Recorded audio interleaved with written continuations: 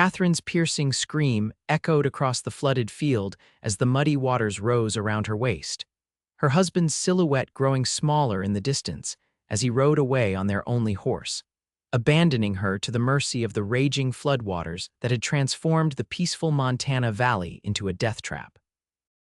The spring of 1876 had brought unprecedented rainfall to the territory, turning the normally manageable creek that bordered their homestead into a roaring monster that had burst its banks without warning during the night. Catherine Blackwood clutched desperately at the trunk of a half-submerged cottonwood tree, her fingers numb from the cold water, her mind still unable to process Harold's final words before he'd spurred the horse away. "Every man for himself, Kathy." 5 years of marriage dissolved in 5 cruel words. 5 years of working the land together, sharing a bed, building what she'd thought was love, all washed away faster than the floodwaters had taken their crops. The rain continued to pour from the steel-gray sky, and Catherine could feel the tree's roots loosening in the saturated soil with each passing minute. The water was rising, already reaching her ribs, and the current was growing stronger. "Help!" she screamed again, though she knew it was futile. Their nearest neighbors, the Johnsons, lived 3 miles east, and the O'Malley Ranch was 5 miles west. No one would hear her over the roar of the floodwaters and the pounding rain. No one would come. The irony wasn't lost on her. 24 years old, and she was going to die alone in a field she had helped plow, plant, and harvest for half a decade. A field that had never yielded much, despite all their toil. A field that Harold had deemed less valuable than his own miserable life. The tree shifted beneath her grip, and Catherine felt a sob rise in her throat. She'd survived scarlet fever as a child, the arduous journey west from Pennsylvania with her parents, and the hardships of frontier life only to be abandoned by the man who had vowed before God to protect her until death. It was then, through the curtain of rain, that she spotted a figure on horseback, moving deliberately along the edge of the floodwaters. At first she thought it might be Harold, returned with a change of heart, but this rider was broader in the shoulders, and the horse was a different color, a striking palomino rather than Harold's bay gelding. "Help!" Catherine called again, summoning what remained of her strength. "Please help." The rider's head snapped toward her, and Catherine saw him straighten in the saddle. He urged his horse closer to the water's edge, still a good 50 yards from where she clung to the tree. "Hold on, madam." His voice carried over the water, deep and steady. "I'm coming for you." The man dismounted with fluid grace and began removing his boots, then his heavy duster, tossing them onto his saddle. Even from a distance, Catherine could see he wore the practical clothes of a working cowhand denims, a simple shirt, and a wide-brimmed hat that he now secured more firmly on his head. "Don't try to swim," he shouted. "The current's too strong, just hold tight to that tree." Catherine nodded, though she wasn't sure he could see the gesture. The water had risen to just beneath her shoulders now, and the cold was making it difficult to maintain her grip. She watched as the stranger tested the water's edge, then waded in carefully, holding onto a coiled rope. He was methodical, moving with the current rather than fighting it directly, using the scattered trees and higher ground to make progress toward her. Catherine could see his face more clearly now, weathered and tanned from long days in the sun, with a neatly trimmed beard and eyes that seemed fixed on her with unwavering determination. "Just a little longer," he called. "You're doing fine." The tree lurched again, and Catherine felt her feet lose contact with the ground beneath. She gasped as the current tried to pull her away, her fingers digging desperately into the bark. "The tree's giving way," she cried out. The cowboy immediately changed his approach, abandoning caution for speed. He plunged deeper into the flood, powerful strokes carrying him through the water toward her. The current was vicious, pulling at him, but he fought through it with grim determination. "My name's Quinn," he called as he drew closer. "Quinn Donovan, I need you to trust me, madam." "Catherine," she managed through chattering teeth. "Catherine Blackwood." "Well, Miss Catherine, I'm going to get you out of here. When I reach you, I'll secure this rope around us both. Don't let go of the tree until I tell you to, understand?" She nodded, watching as he navigated the final distance between them. Just as he reached her, the tree gave another ominous creak. Quinn lunged forward, powerful arm encircling her waist, just as the cottonwood surrendered to the flood, its roots tearing free from the earth with a sound like thunder. "I've got you," Quinn said, his voice steady in her ear as the current swept them both away from where the tree had been. "Hold on to me now." Catherine wrapped her arms around his neck, feeling the solid strength of him as he worked to secure the rope around them both with one hand while using the other to keep them afloat.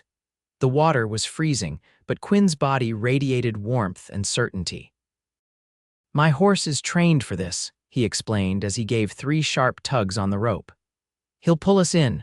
True to his word, Catherine felt the rope go taut, and they began moving slowly but steadily toward the shore. Quinn kept one arm firmly around her waist, using his free arm to help guide them through the churning water. "Why were you out here alone?" he asked, clearly trying to keep her conscious and focused. "Not alone," Catherine replied, her voice bitter even through her chattering teeth. "My husband. He took our horse, left me." Quinn's arm tightened around her, though whether in surprise or anger she couldn't tell. "We'll deal with that later," was all he said. "For now, let's get you warm and dry." The shore seemed impossibly far away, but the palomino was strong, and Quinn knew exactly how to work with the current rather than against it. After what seemed like hours but was likely only minutes, Catherine felt solid ground beneath her feet. Quinn kept his arm around her as they staggered up the muddy bank, both soaked to the bone and shivering. "Easy now," he said, helping her to where his horse waited patiently, the rope still attached to the saddle horn. "You're safe, safe." The word seemed foreign to Catherine as she collapsed onto the wet grass, her entire body trembling from cold and exhaustion. Safe when her own husband had abandoned her to die. Safe with a stranger who had risked his life to save hers. Quinn quickly untied the rope and pulled a blanket from his saddlebag, wrapping it around her shoulders before retrieving his duster. "Put this on too," he said, helping her slip her arms into the still dry coat. "My cabin's about a mile from here. Can you ride?" Catherine nodded weakly. "I think so. Good woman." Quinn smiled for the first time, a warm expression that reached his eyes gray-blue like the sky after a storm. "Let's get you home and dried out before pneumonia sets in." He helped her onto his horse, then swung up behind her, one arm securely around her waist as he took the reins with his free hand. Catherine found herself leaning back against his chest, drawing from his seemingly endless supply of strength and warmth. "Thank you," she whispered as the horse picked its way carefully along the edge of the floodwaters. "You saved my life." "Anyone would have done the same," Quinn replied, though they both knew that wasn't true. Her own husband hadn't, not anyone, Catherine said softly, not Harold. Quinn didn't respond immediately, his attention on guiding the horse through the treacherous landscape. When he finally spoke, his voice was measured, controlled. "Some men don't deserve the title, madam. That's all I'll say on the matter for now." They rode in silence after that, the rain gradually easing to a gentle drizzle. Catherine tried to focus on staying upright, but exhaustion and cold were taking their toll. She found herself drifting, her body growing heavier against Quinn's chest. "Stay with me, Catherine," his voice cut through the fog in her mind. "We're almost there, just a little farther." She forced her eyes open to see a small cabin emerge from the mist, smoke curling from its stone chimney. A dog began barking, rushing out to meet them as Quinn guided the horse into a covered stable attached to the side of the cabin. "Down, Rusty," Quinn commanded, and the large brown dog immediately sat, though his tail continued to wag enthusiastically. "Good boy." Dismounting with Catherine still in his arms, Quinn carried her toward the cabin door, which he pushed open with his boot. The interior was simple but welcoming, a stone fireplace with a healthy blaze, a table with 2 chairs, a small kitchen area, and a bed in the corner with a colorful quilt. Everything was neat and orderly, not what Catherine would have expected from a bachelor's cabin. Quinn set her down gently in a chair near the fire. "I'll find you some dry clothes," he said, moving to a trunk at the foot of the bed. "They'll be too big, but they're clean and dry." "Why are you doing this?" Catherine asked, the question escaping before she could stop it. Quinn paused, looking back at her with those steady blue-gray eyes. "Because it's the right thing to do," he said simply, "and because no one should be left alone in a flood." He handed her a flannel shirt and a pair of wool trousers. "These were my sister's. She stayed with me last winter. There should be a belt in there too." He pointed to a screen in the corner. "You can change behind there. I'll make some coffee and heat up some stew." Catherine took the clothes with trembling hands and made her way behind the privacy screen. As she peeled off her sodden dress and petticoats, she could hear Quinn moving around the cabin, the clatter of pots and the sound of coffee being ground providing a strange, comforting domesticity. The clothes were indeed too large, but they were wonderfully dry and smelled of cedar from the trunk. She belted the trousers tightly and rolled up the sleeves of the shirt, then emerged from behind the screen, suddenly self-conscious about her appearance. Quinn glanced up from where he was stirring a pot on the stove, his own wet shirt replaced with a dry one, though he still wore his damp denims. "Feel better?" he asked. "Yes, thank you." Catherine moved closer to the fire, extending her hands toward the warmth. "I don't know how to repay you for all this." "No need," Quinn said, ladling stew into a bowl. "Anyone would have." "Don't say that again," Catherine interrupted, surprising herself with her forcefulness. "Anyone wouldn't have, you know it and I know it." Quinn studied her for a moment, then nodded once. "All right, but I still don't need repayment." He handed her the bowl of stew and a spoon. "Eat. You need to warm up from the inside, too." Catherine accepted the food gratefully, suddenly aware of how hungry she was. The stew was simple beef, potatoes, carrots, and onions, but perfectly seasoned and hearty. Quinn poured them each a cup of coffee, then sat across from her with his own bowl. "Have you been in Montana Territory long?" he asked, keeping his tone conversational. 5 years, Catherine replied between bites. "Harold and I came out from Pennsylvania right after we married. His uncle left him the land." She paused, the reality of her situation suddenly hitting her anew. "The land that's probably underwater now." "Floods recede," Quinn said gently. "The land will still be there. But will anything else?" Catherine set down her spoon, appetite fading. "Our cabin was close to the creek. Our livestock, our supplies, our winter stores, everything might be gone. And Harold." She couldn't finish the sentence. "Harold made his choice," Quinn said, his voice hardening slightly. "A man who leaves his wife to die doesn't deserve a second thought." "He's still my husband," Catherine said, though the words sounded hollow even to her own ears. "Legally, perhaps." Quinn took a sip of his coffee, watching her over the rim of his cup. "But he broke every vow that matters when he rode away." Catherine couldn't argue with that. She stared into the fire, watching the flames dance and trying to make sense of how her life had shattered so completely in a single morning. The silence stretched between them, but it wasn't uncomfortable. "You're welcome to stay here until the floodwaters recede," Quinn finally said. "I can ride over to your place when it's safe and see what's left." "You've already done too much," Catherine protested weakly. "I've done what any decent man would do," Quinn corrected her, "and I'm offering what any neighbor would offer." "Are we neighbors?" "I don't recall seeing your cabin before." Quinn smiled slightly. "I'm about 4 miles northwest of your place as the crow flies. I work for the Bar Diamond Ranch most days, but I prefer my own space, so Mr. Hollister lets me keep this cabin. I was heading back from town when I saw the flooding and decided to ride along the edge to check for anyone in trouble." His expression grew serious. "I'm glad I did." "So am I," Catherine whispered. She finished her stew in silence, the warm food and fire gradually thawing her chilled body. When she set down the empty bowl, she realized how exhausted she truly was, the adrenaline of survival finally fading away. Quinn noticed immediately. "You should rest," he said, standing and taking her bowl. "You can take the bed. I'll use my bedroll by the fire." "I can't take your bed," Catherine protested. "You can and you will," Quinn replied firmly. "You've been through hell today, Catherine. Just rest." Too weary to argue further, Catherine moved to the bed and sat down on its edge. "Thank you, Quinn," she said softly, "for everything." He nodded once, then turned back to cleaning up their meal. Catherine lay down, pulling the quilt over herself, inhaling the scent of cedar and something else, something uniquely Quinn. Within moments, the combination of warmth, exhaustion, and the rhythmic sound of Quinn moving quietly around the cabin lulled her into a deep, dreamless sleep. When Catherine woke, sunlight was streaming through the cabin's windows. For a moment, disorientation gripped her. This wasn't her bed, her cabin, her life. Then the memories flooded back. The rising waters, Harold's abandonment, Quinn's rescue. She sat up slowly, her muscles protesting from yesterday's ordeal. Quinn was nowhere to be seen, but a cup of coffee sat steaming on the table beside a plate with biscuits and honey. A note leaned against the cup, written in a surprisingly neat hand. Gone to check the flood levels in your homestead. Coffee's fresh. Rest easy.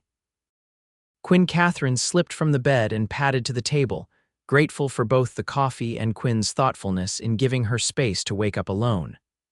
The cabin felt different in daylight, smaller, but somehow more welcoming, with details she hadn't noticed the previous evening. A bookshelf held a surprising number of volumes, not just practical guides to ranching and farming, but also novels, history books, and poetry collections. A guitar leaned in one corner beside a rocking chair draped with another colorful quilt. Above the fireplace hung a painting of mountains that looked like it might have come from back east rather than being local work. This wasn't the cabin of a simple cowhand. There was refinement here, education, appreciation for beauty. Catherine found herself wondering about Quinn Donovan, about what had brought him to this remote part of Montana territory, and why a man who clearly valued comfort and aesthetics would choose such a solitary existence. She was on her second cup of coffee when the door opened and Quinn stepped inside, followed by his dog Rusty. Both man and dog looked wet around the edges, though not nearly as soaked as they had been the previous day. "Good morning," Quinn said, removing his hat and hanging it on a peg by the door. "How are you feeling?" "Better," Catherine replied honestly. "Thank you for the coffee and breakfast," Quinn nodded, moving to pour himself a cup.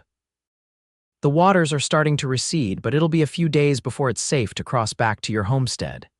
"Did you see it? My place?" Catherine asked, dreading the answer but needing to know. Quinn's hesitation told her everything before he even spoke. "I could see it from the ridge." "I'm sorry, Catherine. The cabin's still standing, but it's been badly damaged. The water got inside, at least 4 feet deep by the looks of it." Catherine closed her eyes, trying to picture their modest homestead, the table Harold had built, the quilt her mother had sent from Pennsylvania, the few precious books and mementos from home. All ruined. The livestock, she asked, though she already knew the answer. "No sign of your cow or chickens," Quinn said gently. "If Harold didn't take them, they likely drowned or broke free." Harold. The mention of his name sent a fresh wave of anger and betrayal through Catherine. "Did you see any sign of him?" Quinn's expression hardened slightly. "No." "But I didn't go looking." Catherine nodded, grateful for his honesty. "I'm not sure I want to see him either," she admitted. "Not after what he did." "That's understandable." Quinn sat across from her, his hands wrapped around his coffee cup. "You don't have to decide anything right now, Catherine. You're safe here for as long as you need." "I can't impose on you indefinitely," she protested. "It's hardly an imposition to have good company and someone to share meals with," Quinn replied with a small smile. "Besides, what are your alternatives?" Catherine considered this. She had no family in the territory, and while the community was generally supportive, she couldn't imagine facing them with the story of Harold's betrayal. The shame of it burned inside her, though logically she knew the shame belonged to him, not her. "I don't know," she finally admitted. "I never imagined I'd be in this position. Few of us end up where we imagine," Quinn said, his voice taking on a distant quality as though he was speaking from experience. He seemed about to say more when Rusty suddenly barked, head turning toward the door. A moment later, the sound of hoofbeats reached them. Quinn stood, his hand moving instinctively to the rifle mounted on the wall. "Stay inside," he said to Catherine, his tone brooking no argument. He stepped out onto the small porch, rifle held ready but not raised. Catherine moved to the window, peering out to see a rider approaching a man in a mud-splattered coat on a bay gelding she recognized immediately. Harold. Quinn stood motionless on the porch, watching as Harold drew closer and finally reined in his horse a respectful distance from the cabin. From her vantage point, Catherine could see her husband clearly, his thinning brown hair plastered to his head, his narrow face pinched with what might have been concern but looked more like calculation. "I'm looking for my wife," Harold called, not dismounting. "Catherine Blackwood." Some folks in town said a cowboy might have pulled someone from the flood yesterday. And you are, Quinn's voice was neutral, giving nothing away, Harold Blackwood, her husband. The emphasis on the last word was unmistakable a claim of ownership rather than relationship. Quinn didn't respond immediately, and Catherine could see the tension in his shoulders. Finally, he said, "Why are you looking for her now, Mr. Blackwood? You left her in that flood." Harold shifted uncomfortably in his saddle. It wasn't like that. The water came up so fast and the horse couldn't carry us both. I went for help. That's so, Quinn's voice dripped with skepticism. Strange way to go for help riding away from town, not telling your wife your intentions, not coming back with any help. I don't have to explain myself to you, Harold snapped, his facade of concern cracking. Is my wife here or not? Catherine made her decision in that moment. She stepped out onto the porch, standing beside Quinn but not touching him. I'm here, Harold, she said, her voice steadier than she felt. Relief, guilt, and something else, annoyance, flashed across Harold's face in quick succession. Catherine, thank God, I've been looking everywhere for you. Have you? She asked quietly. Of course, when I couldn't get back to you, I was beside myself with worry. The lie was so blatant that Catherine almost laughed. You said every man for himself and rode away, Harold. You left me to die. Harold's expression hardened. You're twisting what happened. I told you I was going for help. No, you didn't. Catherine crossed her arms over her chest, suddenly conscious that she was still wearing Quinn's sister's clothes. You abandoned me in that flood. If Mr. Donovan hadn't come along, I'd be dead. Harold's gaze flicked between Catherine and Quinn, a new calculation entering his eyes. Well, I'm grateful to him for saving you, of course, but it's time to come home now, Catherine. We need to assess the damage, salvage what we can. Home, Catherine repeated incredulously. The home you abandoned along with me, the home that's currently underwater. It'll dry out, Harold said dismissively. We'll rebuild, that's what pioneers do. Pioneers also stand by their families, Quinn interjected, his voice low but carrying. They don't abandon their wives to save themselves. Harold's face flushed with anger. This is between me and my wife, Cowboy. Stay out of it. The name's Quinn Donovan, Quinn replied evenly, and Catherine is under my protection until she decides otherwise. Your protection? Harold spat the words. She's my wife. And yet you left her to drown, Quinn said, his calm voice a stark contrast to Harold's growing agitation. So forgive me if I don't trust your commitment to her well-being. Harold's hand moved toward the pistol at his hip, but Quinn's rifle came up smoothly, not quite aiming at Harold but making its presence known. I wouldn't, Quinn advised quietly. Harold's hand stilled and he looked past Quinn to Catherine. Are you coming with me or not? The moment stretched between them 5 years of marriage, of shared labor and disappointments, of a love that had gradually withered until Harold had finally revealed its complete absence yesterday. Catherine thought of their waterlogged cabin, of starting over with a man who had proven he valued his own life above hers. No, she said finally. I'm not coming with you, Harold. Surprise, then anger crossed his features. You'd stay with him, a stranger, some cowhand you've known for a day. He saved my life when you left me to die, Catherine replied simply. That tells me everything I need to know about both of you. Harold's jaw worked as he struggled for words. Finally, he said, Fine, stay here with your cowboy. But don't think you can come crawling back when you realize what you're throwing away. What am I throwing away, Harold? Catherine asked, genuine curiosity in her voice. A man who abandoned me, a ruined cabin, land that barely yields enough to feed us. Harold had no answer for that. After a moment, he jerked the reins, turning his horse. You'll regret this, he called over his shoulder as he rode away. Catherine watched him go, waiting for the pain or regret to hit her. Instead, all she felt was a profound relief, as though a weight had been lifted from her shoulders. When Harold disappeared from view, she realized she was trembling. Quinn's hand came to rest lightly on her shoulder. Are you all right? He asked quietly. Yes, Catherine said, surprised to find it was true. I think I am, Quinn nodded, lowering the rifle. Come inside. It looks like more rain's coming. Sure enough, dark clouds were gathering on the horizon. Catherine followed Quinn back into the cabin, where Rusty greeted them with a wagging tail, oblivious to the drama that had just unfolded. I'm sorry to involve you in my troubles, Catherine said as Quinn hung the rifle back on its pegs. Harold has a temper, but he's not usually violent. I don't think he'll come back. If he does, he'll find the same reception, Quinn said simply. He poured more coffee for them both, then sat at the table. What will you do now? It was the question Catherine had been avoiding since waking. I don't know, she admitted. I have nowhere to go, no family here, and no money of my own. The homestead is in Harold's name. Quinn nodded thoughtfully. There's work to be had in town. Mrs. Sullivan at the boarding house was saying just last week that she needs help with cleaning and cooking, and Widow Jenkins often takes in seamstresses at her dress shop. You think I should stay in the area? Catherine asked, surprised. I think you should go where you want to go, Quinn replied. But starting fresh somewhere entirely new is harder than building on what you already know. You've made connections here over the past 5 years, haven't you? Friends, if not family. Catherine considered this. Yes, a few. The Johnsons have always been kind, and Mrs. O'Malley taught me how to preserve vegetables for winter. Those connections have value, Quinn said. And this territory needs strong women like you women who can face down a flood and make hard choices when necessary. His praise warmed Catherine unexpectedly. Harold had rarely commented on her strength or resilience, taking her hard work for granted rather than appreciating it. Thank you, she said softly. I'll think about it. She glanced around the cabin. In the meantime, I insist on earning my keep here. I can cook, clean, mend, whatever needs doing. Quinn smiled, the expression transforming his weathered face. I won't say no to good cooking. Been living on my own too long. Then it's settled. I'll stay until I figure out my next steps, and I'll contribute while I'm here. Quinn raised his coffee cup in a mock toast. To new beginnings, Catherine. She tapped her cup against his. To new beginnings.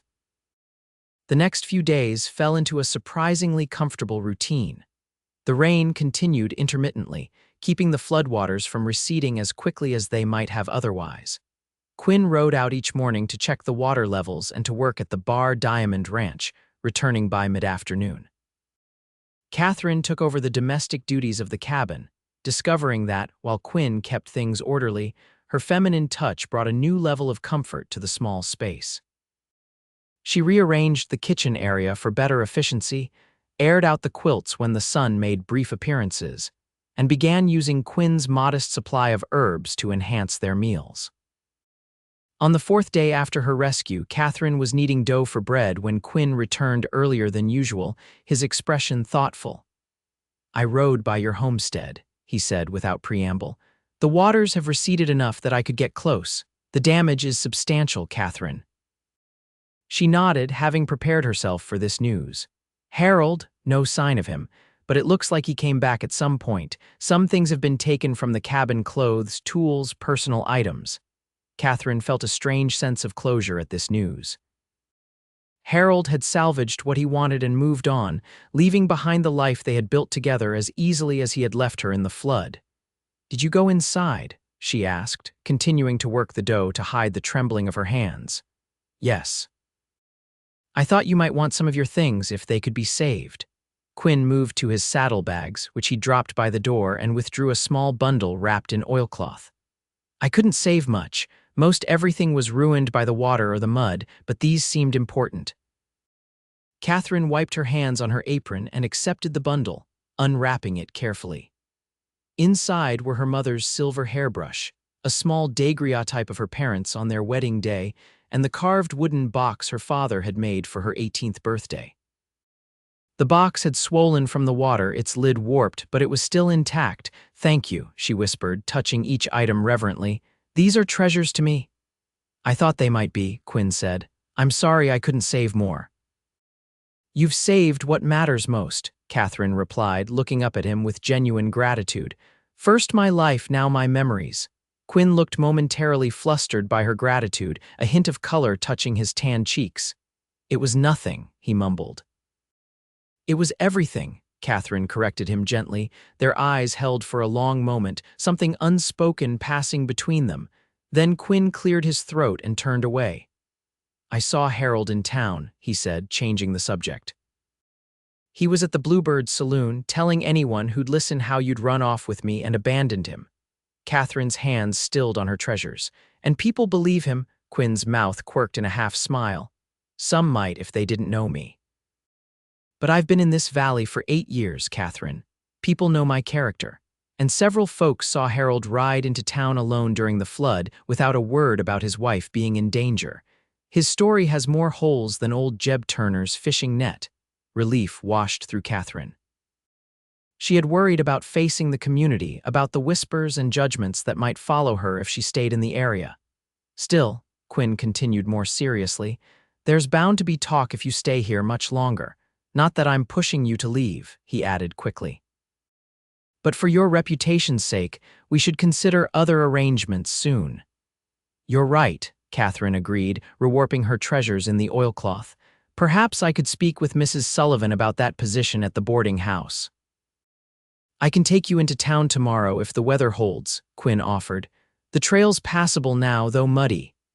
I'd appreciate that, Catherine said, returning to her bread dough. And Quinn, thank you for thinking of my reputation, Harold never. She trailed off, not wanting to speak ill of her husband despite everything. Harold never deserved you, Quinn said simply, but that's not my place to say. But it was exactly what Catherine needed to hear. The next morning dawned clear for the first time in days, the sky a brilliant blue that seemed to be washing away the memory of the flood. Catherine dressed in her own clothes, which Quinn had rescued from the homestead, and she had spent the previous evening cleaning and mending as best she could. The familiar fabric against her skin gave her a sense of identity she hadn't realized she'd been missing. Quinn saddled his Palomino and his second horse, a steady bay mare named Pepper that he used for pack trips. She's gentle, he assured Catherine as he helped her mount. And sure-footed on muddy trails. The ride to town took longer than usual, as they had to detour around areas where the trail was still underwater or washed out completely. Catherine found herself studying Quinn as they rode, noting the easy way he sat in the saddle, the quiet authority with which he guided his horse, the watchful attention he paid to their surroundings. He was nothing like Harold, whose impatience and irritability had only grown during their years on the homestead. Where Harold had seen only the difficulties of frontier life, Quinn seemed to find satisfaction in meeting its challenges. Where Harold had grown resentful of their isolation, Quinn appeared to draw strength from the solitude and vast landscapes of Montana. They reached the town of Silver Creek by mid-morning. It was a modest settlement, one main street with a general store, a saloon, a small hotel, the boarding house, a blacksmith, and a handful of other businesses. At the far end stood a white clapboard church that doubled as a schoolhouse during the week. Would you prefer to speak with Mrs. Sullivan alone? Quinn asked as they tied their horses outside the general store. I think that might be best, Catherine agreed, though I'm grateful for your escort. I have some business at the blacksmith's anyway, Quinn said. Shall we meet back here in an hour? Catherine nodded and watched as he walked away, his long strides carrying him quickly down the muddy street. Then, gathering her courage, she turned toward the boarding house, a 2-story building painted a cheerful yellow with white trim, Mrs. Sullivan, a robust widow in her 50s with iron-gray hair and shrewd eyes, welcomed Catherine warmly.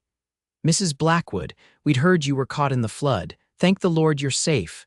Thank Mr. Donovan, Catherine corrected her gently. He pulled me from the water when our homestead flooded.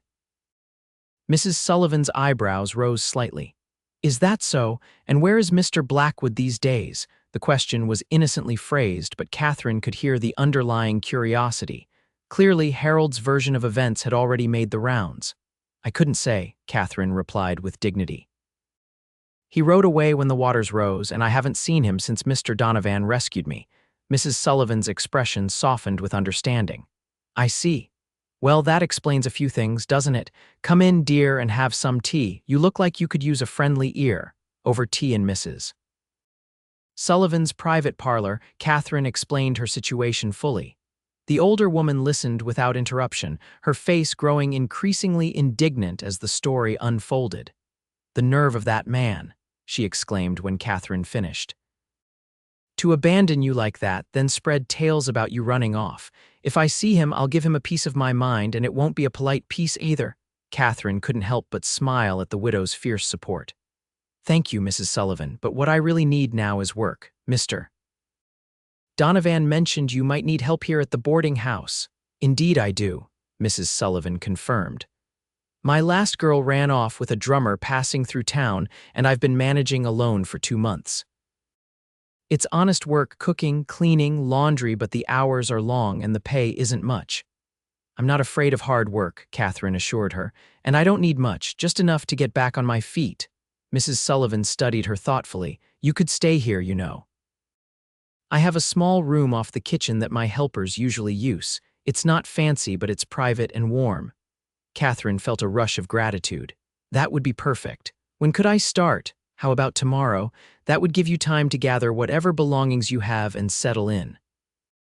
They agreed on wages and duties, and Catherine left the boarding house with a lighter heart than she'd had in days. A job, a room of her own, and a fresh start, it was more than she had dared hope for when clinging to that tree in the floodwaters. She found Quinn waiting at the general store, a package under his arm. You look pleased, he observed. Good news, very good news, Catherine confirmed. Mrs. Sullivan has offered me a position and a room at the boarding house. I can start tomorrow. That's wonderful, Quinn said, and his smile seemed genuine, though Catherine thought she detected a hint of something else in his eyes, regret, perhaps. Let's celebrate with lunch at the hotel. The food's decent, and you deserve something special after all you've been through. The hotel's small dining room was nearly empty when they arrived, the lunch rush not yet begun. The proprietor, Mr. Finch, greeted Quinn warmly and showed them to a table by the window overlooking the main street. It's good to see you in town, Donovan, Finch said as he handed them menus. You don't come in often enough. Too much work at the ranch, Quinn replied with a shrug. You know how it is. Indeed I do. Finch's gaze shifted to Catherine, curiosity evident in his expression. Mrs. Blackwood, isn't it? I'm glad to see you safe and sound. We heard about the flood hitting your place. Thank you, Mr. Finch, Catherine replied politely. Mr. Donovan was kind enough to rescue me and offer shelter until the waters receded. Finch nodded, though Catherine could tell he was burning with questions he was too polite to ask. Well, we're all grateful to have you back in town safe and sound. The special today is beef stew with dumplings, if you're interested. After he left to fetch them coffee, Quinn leaned forward slightly. Word travels fast in small towns, he said quietly. Are you prepared for the questions and looks you'll get staying here? I think so, Catherine replied. The truth is simple enough. My husband abandoned me in a flood, a kind neighbor rescued me, and now I'm making my own way. Anyone who wants to make more of it than that is welcome to their gossip. Quinn's expression warmed with admiration. You're a remarkable woman, Catherine Blackwood. The compliment sent a pleasant warmth through her that had nothing to do with the coffee Mr. Finch set before them a moment later. They ordered the stew and fell into comfortable conversation about the town, the people, and the opportunities Catherine might find there beyond her position at the boarding house. The mercantile often needs help during busy seasons, Quinn suggested, and Mrs. Jenkins at the dress shop mentioned needing someone with fine stitching skills the last time I was in town buying handkerchiefs. You seem to know everyone's business, Catherine observed with a smile. Quinn shrugged. In a town this size, everyone knows everyone's business. It's both the charm and the curse of places like Silver Creek. Their meal arrived, and Catherine was grateful for the hot, hearty food after days of simpler fare at Quinn's cabin. As they ate, she found herself studying him again, the way his hands dwarfed the silverware, the careful courtesy he showed to Mr. Finch, the quiet intelligence in his eyes as he spoke of the town and its inhabitants. May I ask you something personal? She ventured as they were finishing their meal. You can ask, Quinn replied with a small smile. I can't promise to answer. Fair enough. Catherine set down her fork. You're educated, I can tell from your speech and the books in your cabin. You could be doing more than working as a ranch hand. Why choose this life? Quinn was silent for a long moment, his eyes on his coffee cup. Just when Catherine thought he wouldn't answer, he said quietly, I was a lawyer back in Boston. My father's firm, third generation. I was good at it, successful even, but I was unhappy. Why? Catherine asked, genuinely curious. I spent my days helping wealthy men become wealthier, arguing over property lines and contract clauses. None of it seemed to matter, not really. Quinn's gaze lifted to the window, to the mountains visible in the distance. Then my sister Clara's husband died, leaving her with 2 small children and no means of support. My father refused to help her because he disapproved of the marriage. We argued, I left. You came west for your sister, Quinn nodded. I brought them here, built a life for them. Clara remarried 2 years ago a good man, a shopkeeper in Bozeman. The children are thriving, and I discovered I prefer honest work under an open sky to arguing in stuffy courtrooms. But you kept your books, Catherine observed, your appreciation for beauty. Some parts of ourselves we can't leave behind, Quinn said with a small smile, nor should we try. Catherine understood that sentiment all too well. She had brought her love of music, her appreciation for poetry, her mother's lessons in gracious living to the frontier. Harold had mocked these refinements as useless, but they had kept her connected to her true self through the hardest times. Thank you for telling me, she said simply. Quinn nodded, signaling to Mr. Finch for the bill. We should head back before the weather turns. There are still clouds building in the west. They were mounting their horses when Catherine spotted a familiar figure emerging from the Bluebird saloon across the street. Harold, looking disheveled and unsteady on his feet despite the early hour. He hadn't seen them yet, his attention on lighting a cigar. Quinn followed her gaze and immediately stiffened. We can wait until he's gone, he offered quietly. Catherine considered this, then shook her head. No, I won't hide from him or what happened. As if sensing their attention, Harold looked up.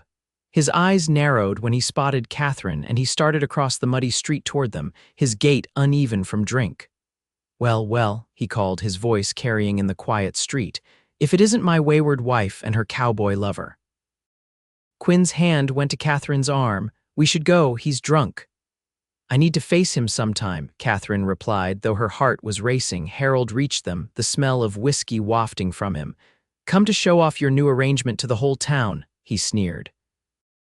I came to secure employment, Catherine replied evenly, something you might consider instead of drinking away whatever you salvaged from our homestead.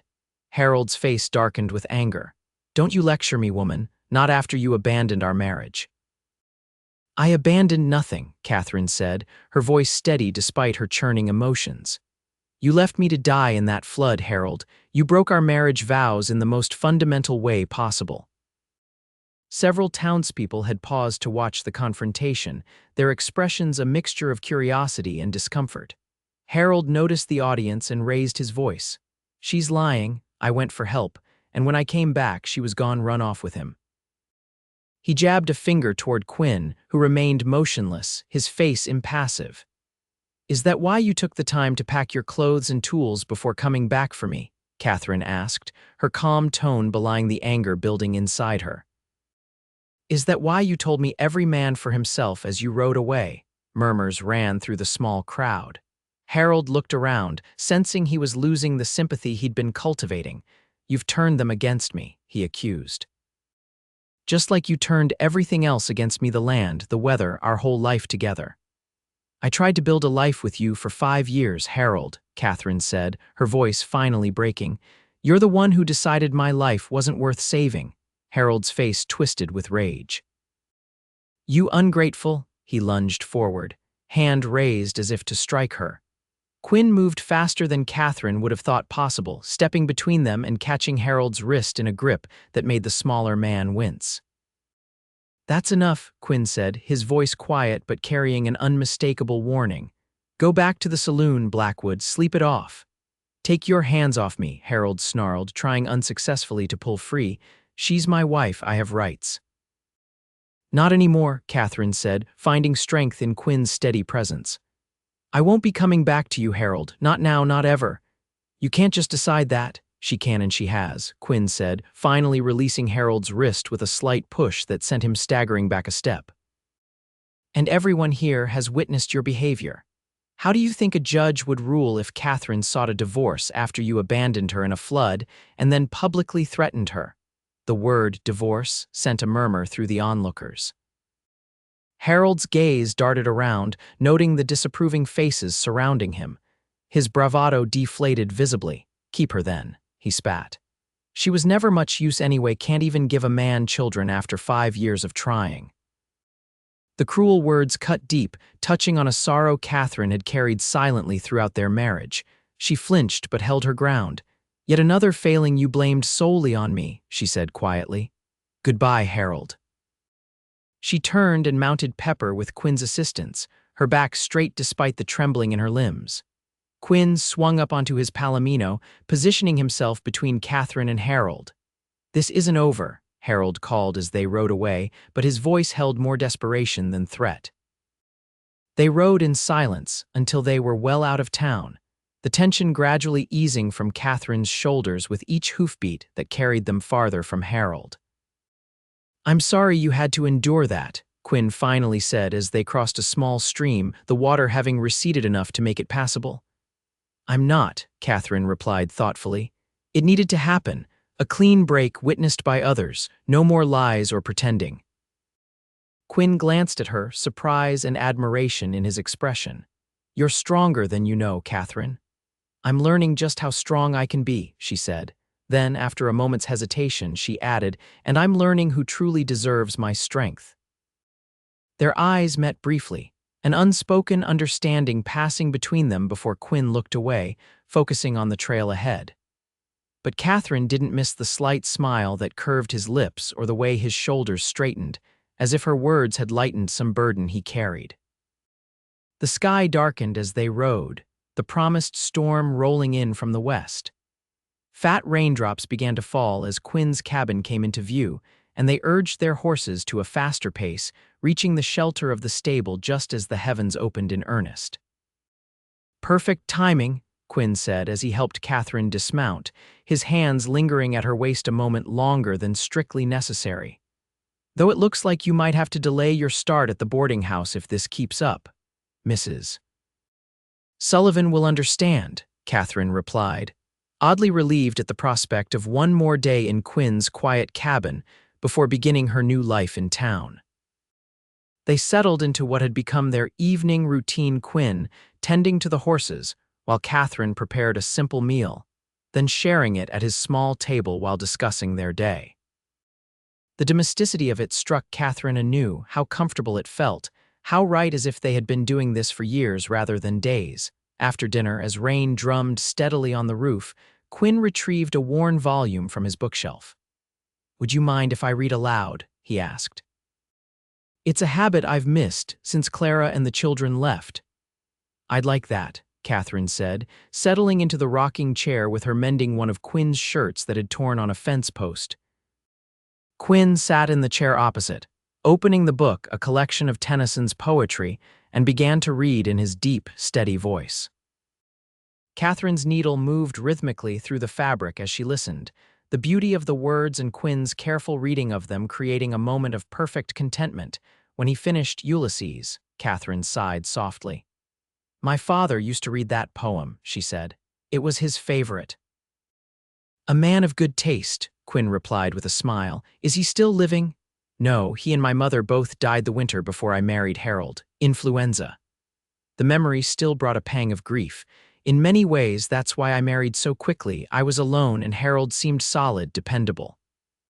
"Sometimes people show us only what they want us to see," Quinn said gently, "until circumstances reveal their true character." "Yes," Catherine agreed, setting aside the mended shirt. "The flood showed me who Harold really is, but it also showed me who you are, Quinn Donovan." Their eyes met across the small space between them, something electric in the air that had nothing to do with the storm outside. Quinn closed the book carefully, setting it aside. "And who am I, Catherine?" he asked, his voice low. "A man who rides into a flood to save a stranger," she said simply. "A man who respects a woman's dignity even when she's at her most vulnerable. A man who reads Tennyson and builds a life of beauty even in a wilderness."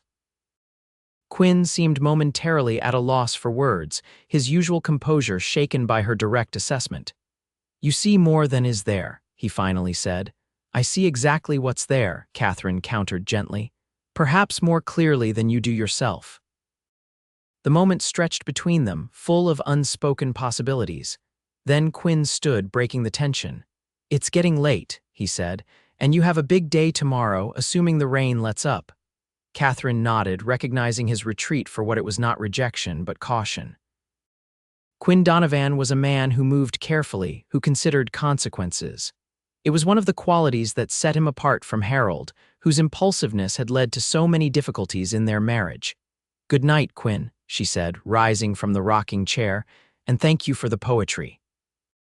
"Good night, Catherine," he replied softly. "Sleep well."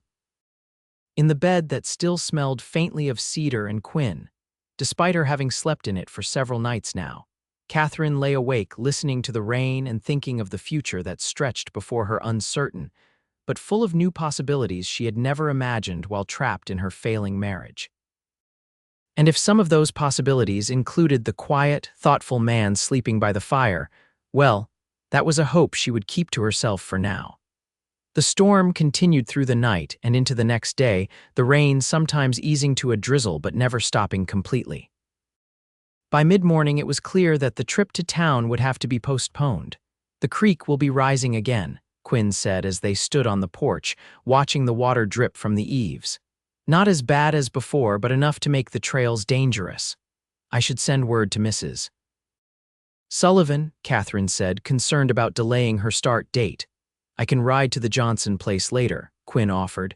"They have that new telephone line connected to town. Mrs. Johnson could call the boarding house for you." Catherine nodded gratefully.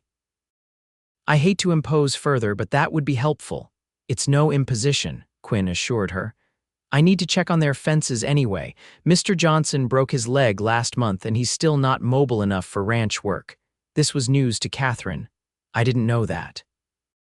"Harold and I were so isolated, we missed so much of what was happening with our neighbors."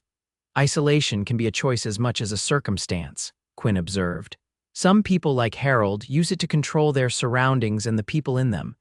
The insight struck Catherine forcefully.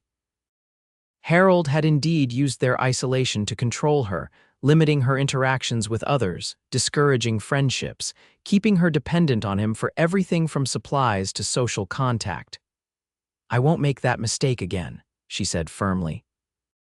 "In town, I'll be part of the community, not apart from it." Quinn smiled, his eyes crinkling at the corners. "You'll be a welcome addition, Catherine. Silver Creek needs more people like you, people with strength and heart." The compliment warmed her through despite the damp chill of the day. "Thank you, Quinn, for everything," he nodded, then turned to practical matters. "I should check the livestock before I head to the Johnsons'. The rain's let up enough for that, at least." Catherine spent the morning cleaning the cabin thoroughly, wanting to leave it better than she had found it as a small repayment for Quinn's generosity. She was just finishing when he returned, soaked to the skin but wearing a curious expression, part excitement, part uncertainty. "What is it?" she asked as he hung his dripping hat by the door. "I spoke with Mrs. Johnson," Quinn said, removing his wet coat. "She telephoned Mrs. Sullivan about your delay." "And," Catherine prompted when he didn't continue, "and it seems there's been a development in town." Quinn ran a hand through his damp hair. "Harold left yesterday afternoon on the eastbound stage, paid for a ticket all the way to St. Louis, according to Mr. Finch at the hotel." Catherine sank into a chair, absorbing this news. "He's gone, just like that." "Apparently he sold whatever he salvaged from your homestead to get the fare," Quinn continued. "Mr. Peterson at the Mercantile bought your cow. She survived the flood after all, found her way to higher ground. And Harold sold the land to the mining company that's been buying up properties along the creek." A complex mix of emotions washed through Catherine: relief that Harold was gone, anger that he had sold their shared property without consulting her, and a strange sense of freedom at the severing of this final tie. "He had no right to sell the land," she said finally. "Half of it should have been mine," Quinn nodded, sitting across from her. "That's what Mrs. Sullivan said too. She's already spoken to Judge Parker about it. He thinks you have a case for receiving at least half the proceeds, given the circumstances of Harold's abandonment." "Judge Parker is involved already?" Catherine asked, surprised. "Small towns," Quinn reminded her with a slight smile. "Everyone's business becomes everyone's business pretty quickly, especially when it involves someone like Harold making a spectacle of himself before leaving town." Catherine shook her head, still processing. I can't believe he just left, after 5 years. Some men run when faced with the consequences of their actions, Quinn said, and some men stand firm regardless of the cost. The quiet conviction in his voice reminded Catherine of how differently Quinn had acted during the flood, riding toward danger rather than away from it, risking his own safety for a stranger's life. I'm glad to be rid of him, she admitted. But I wish it hadn't happened this way, with so much bitterness and public spectacle. How we end things says as much about us as how we begin them, Quinn observed. Harold began your marriage with false promises and he ended it with false accusations. And how did you end your time in Boston? Catherine asked, curious about this thoughtful man who spoke with such quiet wisdom. Quinn's expression grew distant. With a clean break, I said what needed saying to my father, made arrangements for my sister and her children, and left without looking back. He paused, then added, until now I've never had reason to regret that decision. Until now, Catherine repeated, hearing something significant in those words. Quinn met her gaze steadily. Until I met someone who makes me remember that there are some things worth looking back for, some connections that shouldn't be severed so completely. The admission hung in the air between them, laden with meaning. Catherine felt her heart quicken, but before she could respond, Quinn stood. I should change into dry clothes, he said, breaking the moment. And then we should discuss your plans. With Harold gone and the land sold, your situation has changed. Catherine nodded, recognizing that Quinn needed time to retreat from the unexpected vulnerability he had shown. Yes, we should talk about that, she agreed. While Quinn changed behind the privacy screen, Catherine stared into the fire, thinking about how rapidly her life had transformed in less than a week. From wife to abandoned woman to independent widow, in practice if not legally, with prospects for employment and a potential claim on the proceeds from the land sale. And through it all, this steady, thoughtful man had been her anchor. When Quinn returned in dry clothes, they sat at the table with coffee and began to discuss Catherine's options. Mrs. Sullivan still wants you at the boarding house, he assured her. But if you receive your share of the land sale, you might have more choices. You could go anywhere, start fresh. Is that what you think I should do? Catherine asked, studying his face carefully. Quinn hesitated. It's not my place to say what you should do, Catherine. I'm asking for your opinion, she pressed gently. After all you've done for me, I value your thoughts. He looked down at his coffee cup, then back at her, something resolute in his expression. I think you should stay, he said simply. I think Silver Creek would be poorer without you. I think you have friends here who care about what happens to you, I think. He paused, then continued more quietly, I think I would miss you if you left. The honest admission touched Catherine deeply. I've been thinking the same thing, she confessed. About staying, I mean. This place, these mountains, this valley, it feels like home in a way Pennsylvania never did, even before I came west. Relief visibly washed over Quinn's features. Then you'll stay, take the position with Mrs. Sullivan? For now, yes, Catherine decided.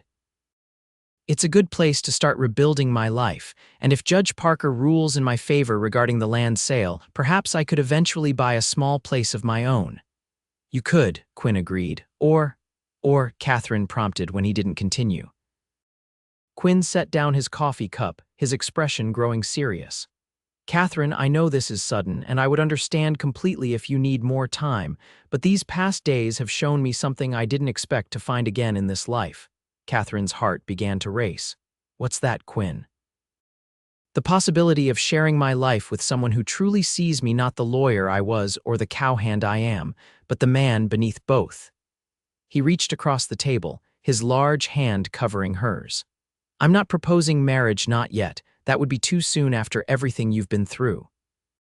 But I am asking if you might consider allowing me to court you properly once you're settled in town. Joy bubbled up inside Catherine, unexpected but undeniable.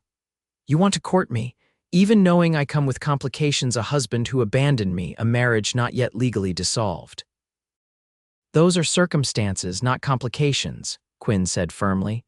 And they're not who you are. I want to court the woman who faced down a flood with courage, who confronted her husband with dignity, who sees beauty in poetry and creates order from chaos.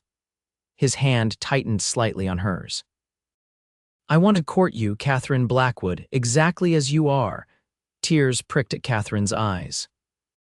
After years of feeling inadequate in Harold's estimation, too refined for frontier life, too educated for a farmer's wife, too independent for his controlling nature, Quinn's words were like rain on parched soil.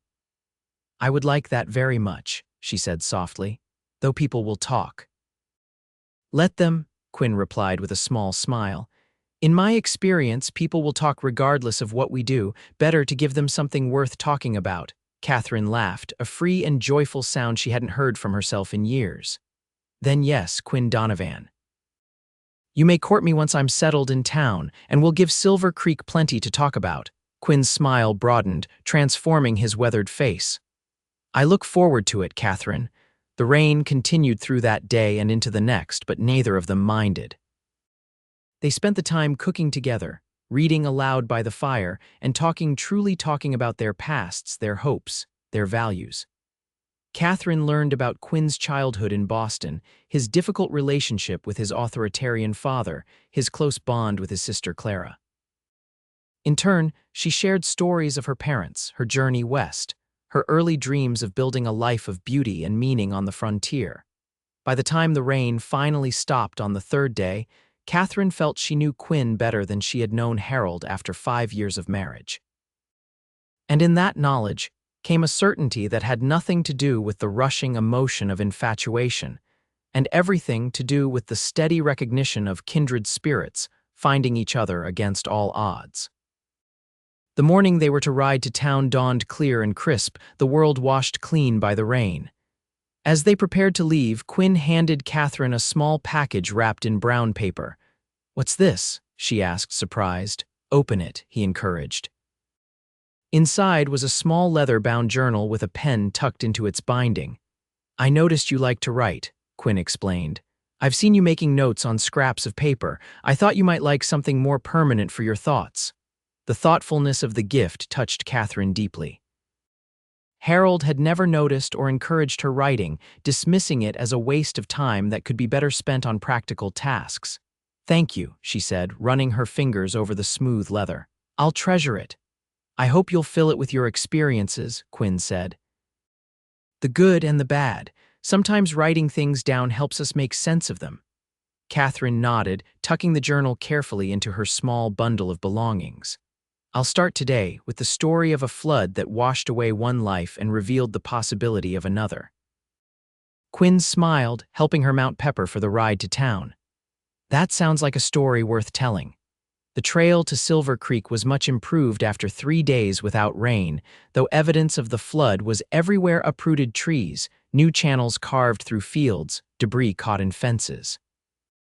But there were also signs of renewal: fresh grass sprouting in mud-covered pastures, wildflowers pushing up through silt, birds returning to rebuild nests. "Nature is resilient," Quinn observed as they rode side by side. "It rebuilds after devastation. We could learn from that." "I think we already are," Catherine replied, looking at him with a smile. When they reached town, Mrs. Sullivan welcomed Catherine with open arms and a room freshly prepared for her arrival. Quinn carried Catherine's few belongings upstairs, then returned to the boarding house parlor where Mrs. Sullivan waited discreetly out of earshot. "I'll call on you Sunday after church," he said, his formal tone belied by the warmth in his eyes. "If that's acceptable." "It's very acceptable," Catherine replied, suddenly shy despite the days of intimacy they had shared in his cabin. This was different, the beginning of something intentional and public. Quinn took her hand, pressing a kiss to her knuckles in a gesture that seemed both old-fashioned and entirely appropriate. "Until Sunday, then." "Until Sunday," Catherine echoed, reluctant to let go of his hand but aware of Mrs. Sullivan pretending not to watch from across the room. After Quinn left, Mrs. Sullivan approached with a knowing smile. "He's a good man, that Quinn Donovan," she said. "Keeps to himself mostly, but always the first to help when there's trouble." "Yes, he is," Catherine agreed simply. "And handsome too, in that rugged way," the older woman continued, her eyes twinkling. "Those shoulders could carry a woman through just about any hardship, I'd wager." Catherine felt herself blushing. "Mrs. Sullivan—" "Oh, don't Mrs. Sullivan me, dear." I've been around long enough to recognize two people who have found something special, and after what you've been through, you deserve some happiness." She patted Catherine's arm. "Now, let me show you your duties, and then you can rest before dinner." The next few days passed in a blur of new routines and introductions. Catherine quickly proved herself invaluable at the boarding house, her efficient management of the kitchen and cleaning impressing even the most demanding guests. Word of her situation had spread throughout town, but to her relief, the response was largely sympathetic rather than judgmental. Harold had made few friends during their years in the area, and his public behavior before leaving had done him no favors. Judge Parker sent word that he would like to see Catherine regarding the land sale, and on Friday afternoon she made her way to his office above the bank. The judge, a dignified man in his 60s with a kind face and shrewd eyes, welcomed her warmly. "Mrs. Blackwood, thank you for coming. Please have a seat." He gestured to a chair across from his desk. "I've been looking into the matter of your husband's sale of the homestead." "Thank you, Your Honor," Catherine said, sitting with her hands folded in her lap. "I appreciate your attention to this matter." "It's a clear case of injustice," the judge said, frowning. While the land was technically in Mr. Blackwood's name alone, Montana territory law recognizes the contribution of wives to homesteading enterprises. The fact that he abandoned you during a life-threatening situation further strengthens your claim. Hope rose in Catherine's chest. "Then you believe I'm entitled to a portion of the sale proceeds?" "More than a portion," Judge Parker replied. "I've frozen the entire amount in the bank pending resolution. The mining company has already paid in full $800, a fair price given the location and condition of the land," Catherine gasped. $800 was a fortune on the frontier, enough to buy a small house in town or even a new homestead elsewhere. "Mr. Blackwood withdrew $50 before departing," the judge continued, "which I allowed for travel expenses. The remaining $750 is being held in trust. Given the circumstances, I'm inclined to award the full amount to you, Mrs. Blackwood, once the abandonment is properly documented." "The full amount," Catherine repeated, stunned. "But what about Harold's claim?" "A man who abandons his wife to drown has, in my view, forfeited his claim to marital assets," Judge Parker said firmly. "The law may move slowly, but it does have a moral compass, Mrs. Blackwood." Catherine felt tears of relief and gratitude stinging her eyes. "Thank you, Your Honor. This changes everything for me." "I thought it might," the judge said with a kind smile. "It will take a few weeks to process the necessary paperwork, but I wanted you to know where things stand." He paused, then added, "I understand, Mr. Donovan has been instrumental in assisting you during this difficult time." Catherine nodded, wondering how much the judge knew about her developing relationship with Quinn. "He saved my life," she said simply, "and has been nothing but respectful and supportive since." "He's a good man," Judge Parker said. "One of the best in this territory, though he keeps to himself more than most. His background in law has been helpful to me on occasion, though he's reluctant to acknowledge his education these days." This surprised Catherine. "You know about his legal training, of course," the judge replied. "When a Harvard-educated lawyer moves to your jurisdiction, you take notice, though I respect his desire to leave that life behind." He closed the folder on his desk. "Well, Mrs. Blackwood, I won't keep you any longer. I'll send word when the paperwork is ready for your signature." Catherine left the judge's office with her mind whirling. $750. Freedom. Options she hadn't dared imagine just a week ago. And Sunday Quinn's promised visit suddenly seemed very far away. She was so distracted that she almost walked right into him on the boardwalk outside the bank. "Catherine," Quinn said, steadying her with his hands on her shoulders, "I was just coming to find you. Mrs. Sullivan said you were meeting with Judge Parker." "Quinn." The sight of him sent a rush of joy through her. "Yes, I was. He's freezing the money from the land sale, all of it, Quinn. He says it should all come to me." Quinn's face lit up with genuine pleasure at her good fortune. "That's wonderful news, Catherine. You deserve every penny." She studied his face, thinking of what the judge had said about his background. "The judge mentioned that you have legal training," she said, "that you went to Harvard." Quinn's expression flickered with surprise, then resignation. Yes, I did, though it's not something I advertise these days. Why not? It's an impressive achievement. Because I left that world behind, Quinn said, offering her his arm as they began walking along the boardwalk. And because out here, a man is judged by his actions and character, not his education or family connections. I prefer it that way. Catherine took his arm, enjoying the solid strength of him beside her. I understand that, but it's still a part of who you are, Quinn. The way you think, the way you express yourself, it's shaped by your education and experiences. Perhaps, he acknowledged, but it's not what defines me anymore. He glanced down at her. Does it change how you see me, knowing I was once a Boston lawyer instead of just a Montana cowhand? Not in the ways that matter, Catherine assured him. You're still the man who rode into a flood to save a stranger. The man who treated me with respect when I was at my most vulnerable. The man who reads Tennyson by firelight. She squeezed his arm gently. But it does help me understand you better, the books in your cabin, your careful way with words. Quinn smiled, relaxing visibly. I'm glad. I should have told you myself, but it felt complicated, especially given your situation with Harold. Because you could have used your legal knowledge to help me more directly, Catherine guessed. Partly that, Quinn admitted, and partly because I didn't want my past to overshadow our present. He guided her to a bench outside the general store where they could sit and talk more privately. Catherine, when I pulled you from that flood, I had no intention of developing feelings for you. I was simply doing what needed to be done. I know that, she said softly, but these past days.